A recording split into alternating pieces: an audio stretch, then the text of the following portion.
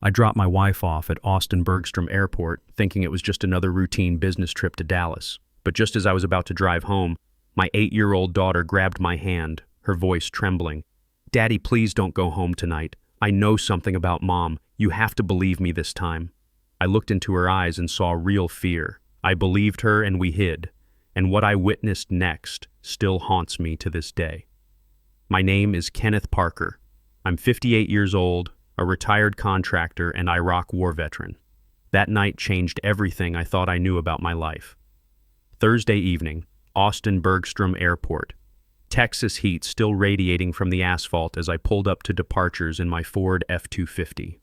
20 years in hill country construction taught me to drive reliable trucks, just like 2 tours in Iraq taught me to trust my gut. Michelle leaned over and kissed me quick, already grabbing her Samsonite carry-on. "Already parked the Honda at the office yesterday for the Dallas client meetings," she said, stepping out in her Navy business suit. Blonde hair pulled back, every inch the professional marketing executive. "So you've got the truck this weekend, babe. See you Saturday night. Love you." "Love you too," I said, watching her disappear through the sliding doors. After 20 years of marriage, I didn't see the lie coming.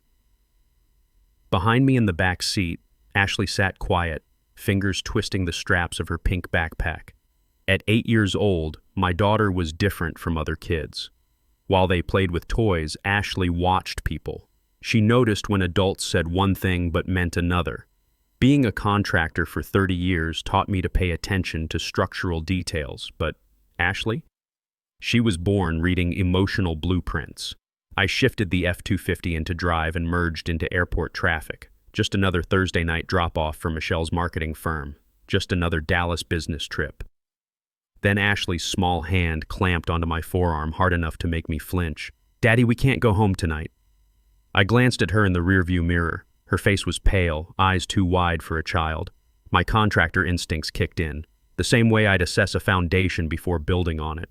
Something was structurally wrong here. "What's going on, sweetheart?" "Please," her voice cracked. "Please believe me this time. This time." Those words hit like incoming mortar rounds in Fallujah, because she'd warned me before. 3 nights running, she'd mentioned a strange black van parked across from our Cedar Park house. I'd told her she was imagining things. 2 weeks ago, she'd overheard a whispered phone call at 2 a.m. I'd said it was probably work stress, sent her back to bed. I'd dismissed her observations like a green lieutenant ignoring his sergeant's intel. In Iraq, that kind of mistake got people killed. Ashley was trembling now, and everything in my military training screamed, "Listen to reconnaissance. Trust the intelligence even when it comes from unexpected sources." I was heading toward the Mopac exit. Home was northwest, 25 minutes to Cedar Park. Our custom house with the red door and mature oak trees. The house I'd built with my own hands after mustering out of the Army. Every beam, every electrical system, every security measure designed by someone who'd learned hard lessons about perimeter defense. But my daughter was shaking like she had incoming trauma, and 2 tours had taught me that fear in children meant real danger. Risk assessment, contractor style. Believing Ashley and being wrong meant one wasted night. Not believing her and being wrong meant catastrophic failure. In construction and combat, you always engineer for worst-case scenarios. I changed lanes, heading away from home. "Okay, baby girl, I believe you." Ashley exhaled like she'd been holding her breath for days. "You do?" "Yeah, sweetheart. I do." Meeting her eyes in the mirror, I felt the weight of all those times I'd brushed off her warnings. "I'm sorry I didn't listen before." She nodded, tears threatening but holding steady. Tough kid. Must have gotten that from the Parker side. Instead of heading home to Cedar Park, I made the tactical decision that saved our lives. We were going to conduct reconnaissance on our own position. In military terms, overwatch. 20 minutes later, we sat in darkness, my F-250 parked beneath 2 massive live oak trees across the street from our house. Perfect concealment with clear lines of sight. Lessons learned from too many night patrols in hostile territory. I'd designed and built that house myself after coming back from Iraq. Every structural element, every security system, every sightline calculated for maximum safety. It was supposed to be our fortress. Hours passed. Ashley dozed against the passenger window, finally feeling safe enough to sleep. I maintained watch, studying our home's perimeter, porch light casting familiar shadows, red door unchanged, the hill country stone facade looking exactly as I'd left it that morning. By 10:30, my logical contractor brain was calculating odds, and they weren't looking good for Ashley's intel. Maybe she'd misheard something. Maybe imagination had gotten the better of her 8-year-old mind. Maybe we should just go check, I whispered. Maybe you misunderstood something you heard. Ashley snapped awake like she'd been on guard duty. Wait, Daddy, please, just a little longer. The desperation in her voice activated every protective instinct I'd developed as both a father and soldier. Something in her tone reminded me of radio chatter before an ambush, that edge of absolute certainty that danger was imminent. Then headlights appeared down Timber Ridge Drive. But these weren't normal headlights. A dark vehicle was rolling toward our position with running lights only, moving with deliberate stealth. My combat training kicked in. This was tactical movement, not civilian traffic. A black van crept past 2 houses, then stopped directly in front of our home. No front license plate. Professional operation. My heart hammered against my ribs like incoming artillery. 2 men climbed out wearing dark clothing, hoodies up, faces covered. They moved with military precision. No hesitation, no nervous scanning. These weren't opportunistic criminals. These were operators. "Who are they, Daddy?" Ashley whispered. "The bad people Mom talked to on the phone," she said, voice small but certain. My blood turned to ice. The bad people Mom talked to. My wife had been communicating with these men. They walked up our driveway like they owned the property. I reached for my phone to call 911, expecting them to force entry, smash a window, trigger the security system I'd installed. Then one of them pulled something from his pocket that made my world collapse. A key. Our house key. He slid it into the deadbolt I'd installed myself 3 years ago. The lock turned with a soft click that carried across the quiet Cedar Park night. They walked inside our home like invited guests. There were only 3 keys to that house. Mine in the truck's cup holder, Michelle's supposedly with her in Dallas, and the emergency spare locked in the gun safe in her home office. The office she always kept locked, claiming client confidentiality for her marketing work. Mom gave it to them, Ashley said matter-of-factly. I heard her say she'd put it somewhere safe for pickup. 20 years of marriage. I'd built that house with my own hands, designed every security feature, trusted the woman I shared it with. Now she'd handed strangers access to burn my daughter alive. Through the windows, I watched flashlight beams sweep systematically through rooms. Professional search pattern. They knew the house layout. Then I smelled it. Sharp chemical odor carried on the night breeze. My contractor brain cataloged it automatically. Petroleum-based accelerant, not natural gas. These weren't amateurs making it look accidental. This was arson designed to appear accidental. Smoke began curling from multiple windows simultaneously. They'd laid accelerant trails throughout the house, probably disabled the smoke detectors I'd hardwired myself. Multiple ignition points. Textbook professional job. Orange light bloomed inside our home. The fire caught too fast, too hot to be natural. Flames licked through window frames I'd installed. Glass exploded from heat I'd never planned for. 15 years of construction work, every custom detail, every family memory, burning. The arsonists walked out calm and unhurried, got back in their van, and disappeared around the corner just as sirens wailed in the distance. Someone else had called 911. I fumbled for my phone with shaking hands. Fire at 1247 Timber Ridge Drive fully engulfed. I hung up before dispatch could ask questions. Tactical decision. I wasn't ready to reveal we were alive. Fire trucks screamed up our street. Austin Fire Department jumping out, pulling hoses, shouting orders. But my construction experience told me the truth. They couldn't save it. The house was burning too hot, too strategically placed. Professional accelerant job. Ashley was crying now. Soft, hitching sobs that broke something inside my chest. I told you, Daddy. I told you something bad was going to happen. I pulled her close, pressing her face against my shoulder. You saved us, baby girl. You saved both our lives. If we'd been inside sleeping, those men would have locked us in. 2 minutes, maybe less, before the house became an inferno. My 8-year-old daughter had conducted reconnaissance that prevented our murder. As firefighters battled flames consuming my life's work, I made the phone call that would change everything. Attorney Jennifer Adams, the business card my father had pressed into my hand at his funeral 6 years ago. Keep this, son, Dad had said, already weak from lung cancer. Your mama didn't trust Michelle from day one. Something cold behind those eyes. If you ever need help beyond what police can handle, call Jennifer.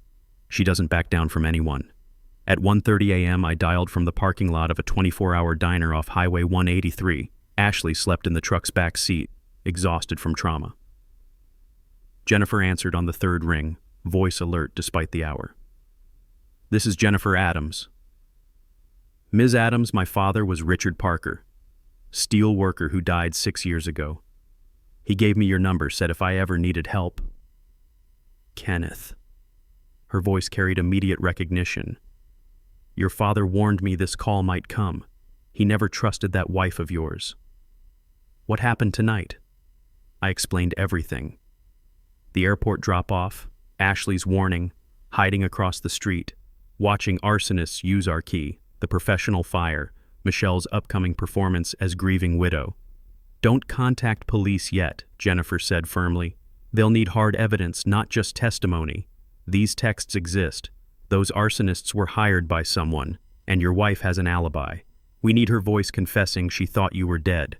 I don't have evidence, not yet, but I know exactly where to start. Your wife's vehicle at her office. If she planned this, there's a paper trail. Michelle strikes me as someone who documents everything. 3 hours later, I left Ashley sleeping at a budget motel near the airport and drove to Michelle's marketing firm downtown. Not as a worried husband looking for answers, but as a combat veteran hunting evidence of conspiracy to commit murder. The office parking lot sat empty except for Michelle's silver Honda CR-V under a security light. 20 years of marriage, and I'd never known she kept an emergency key hidden in a magnetic box behind the rear wheel well. Information I'd discovered while helping her after a lockout 6 months ago. I sat in my truck for long minutes, hands steady from muscle memory of pre-mission calm. What if I found nothing? But Ashley's voice echoed in my memory. I heard her talking to the bad people, Daddy. The spare key turned easily. Michelle's perfume hit me first, then that same accelerant smell from our burning house. Evidence of premeditation. I searched methodically, applying the same systematic approach I'd used clearing buildings in Fallujah. Glove compartment, center console, door pockets, under seats. My fingers found plastic wedged beneath the passenger seat, a burner phone, powered up to 22% battery, one saved contact labeled simply C. I opened the text message history and read the planned murder of my family. 6 days ago. Michelle, I can't keep living this lie anymore. I want to be with you. C. Then do it. Insurance money. Fresh start in Costa Rica. 5 days ago. Michelle, I'm scared. What if something goes wrong? C. Babe, I found the guys. Real professionals. It'll look like electrical failure. His contractor work. Nobody questions an engineer's mistake. 4 days ago. Michelle, I got the $35,000 cash withdrawal. C. Good girl. Leave the house key where we discussed. They'll handle everything Thursday night. I kept scrolling, each message a knife blade twisting deeper. 3 days ago. Michelle, what about Ashley? C. Collateral damage, sweetheart. You want freedom or not? Can't have a kid without a father asking questions. Michelle, you're right. No loose ends. The phone slipped from my hands onto the Honda's floorboard. Collateral damage. They called my 8-year-old daughter collateral damage. 20 years of marriage, and my wife had been planning to burn our child alive for insurance money. I dry heaved against the car door, then forced myself to keep searching. Evidence. I needed everything. Glove compartment. Receipt for $35,000 cash withdrawal. Monday morning. Michelle's signature. Center console. Life insurance documents showing Kenneth Parker $2 million. Ashley Parker $300,000. Property coverage $500,000. Total $2.8 million. Beneficiary Michelle Parker. In the trunk. My electrical blueprints for our house, covered in red circles and Michelle's handwriting. Overload here. Kitchen outlet. Disable smoke detector. Master bedroom. Make it look like his design flaw. She'd studied my construction work for months, learning every safety system I'd installed, turning my expertise into murder weapons. The electrical plans I'd drawn to protect our family became the roadmap for our execution. I photographed everything with my phone, every text, every document, every blueprint annotation. Uploaded copies to secure cloud storage, then took the physical evidence. By 4 a.m., I had enough to bury Michelle and her lover, Christopher, but would it hold up in court? Friday morning, Jennifer Adams' office, family law certificates on brick walls, photos of clients she'd helped escape dangerous situations.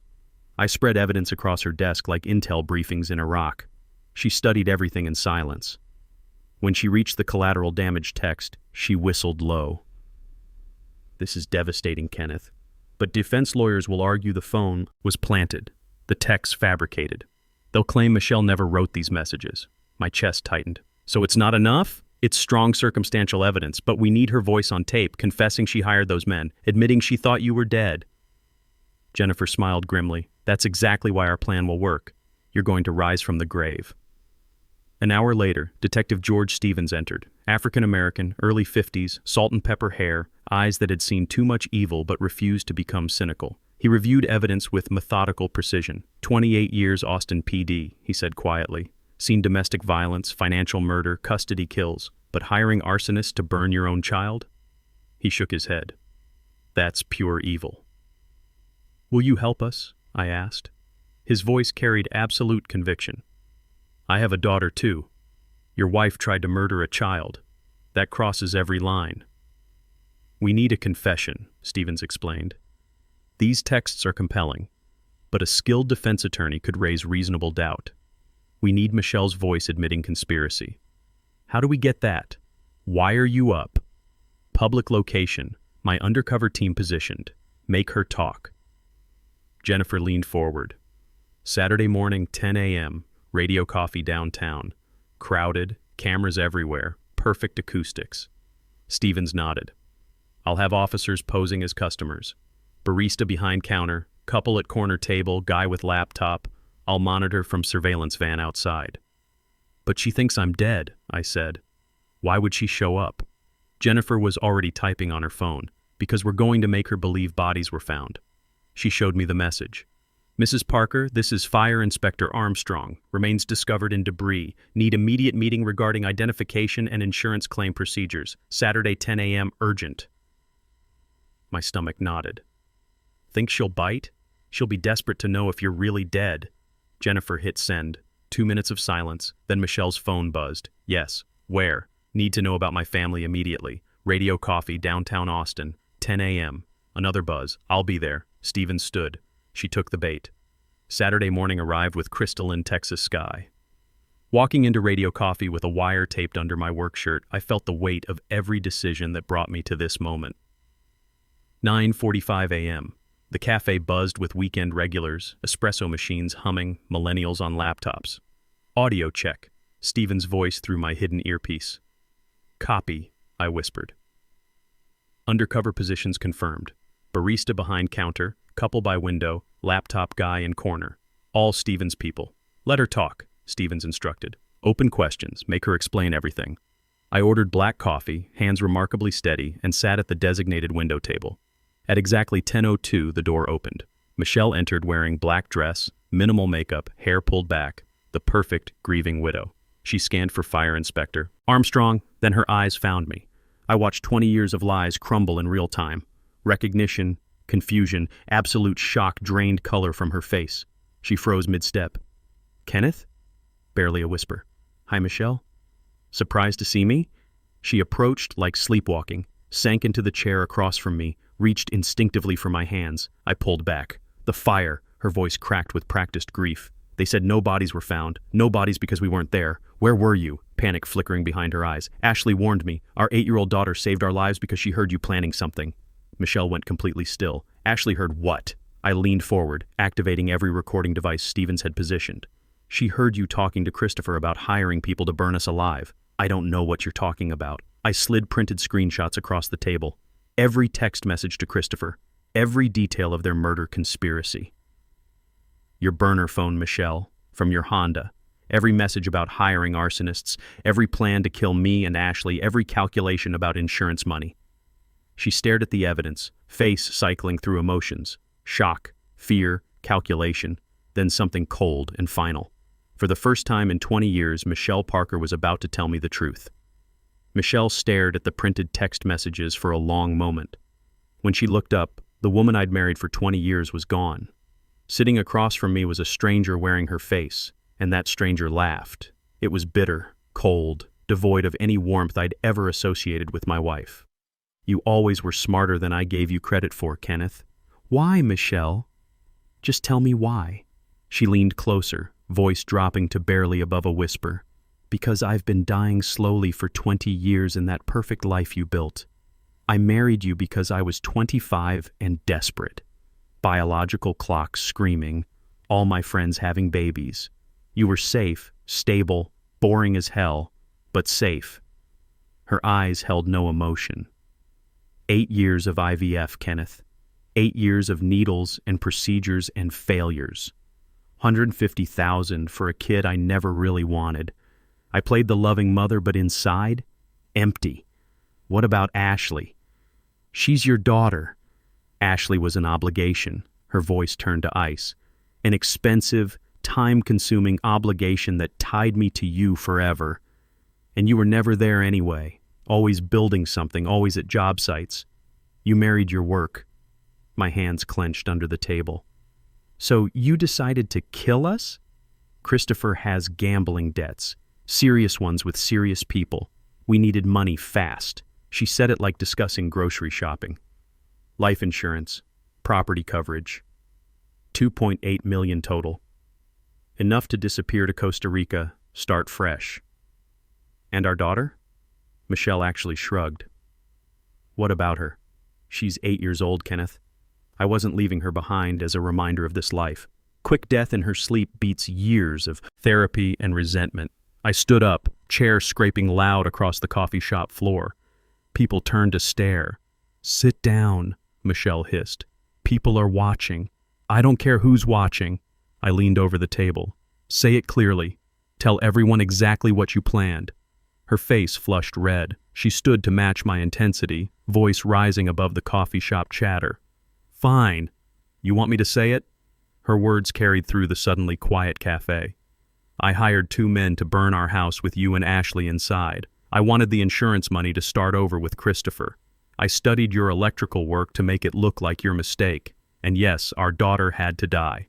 That was part of the plan. Silence. Every customer staring. Michelle realized what she'd done, sat down fast. Are you recording this? Yes. I opened my shirt slightly, showed the wire. Every word. Kenneth Parker, Austin Police Department. You're under arrest. Detective Stevens walked through the front door, badge displayed. The barista dropped her apron, revealed her badge. Laptop guy stood up. Another cop. The couple by the window, both officers. Michelle Parker, you're under arrest for conspiracy to commit murder, attempted murder, solicitation of arson, and insurance fraud. As Stevens cuffed her, Michelle lunged toward the door. A uniformed officer blocked her path. You set me up, she screamed at me. Christopher Young's already in custody, Stevens said calmly. He's cooperating with prosecution, gave us the arsonists' names, admitted everything, plea deal, 15 years instead of life. Michelle froze. Christopher wouldn't betray me. He sold you out completely, I said. Told them it was all your idea. Said you manipulated him, promised him millions, threatened to expose his gambling debts if he didn't help. No, he loves me. He loves himself more. As they led her toward the patrol car, Michelle looked back one final time. I expected anger, maybe regret, perhaps fear of what came next. Instead, I saw relief. She was relieved she didn't have to pretend anymore. The trial lasted 6 weeks. Austin media coverage was intense. Cedar Park mother planned family murder dominated headlines.